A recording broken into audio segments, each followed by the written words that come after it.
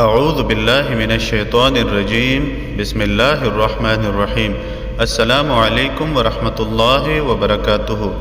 اس video میں آپ کے ساتھ ہر کسی کو گرویدہ بنانے کا ایک عمل شیئر کیا جا رہا ہے۔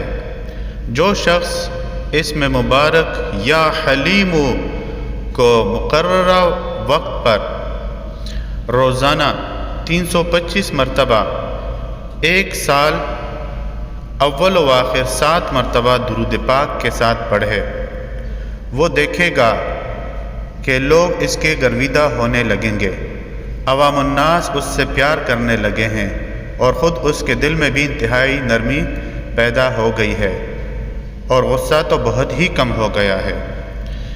کوئی بھی عمل شروع کرنے سے پہلے صدقہ ضرور دیجیے، ویڈیو کو لائک اور آگے ضرور شیئر کیجیے۔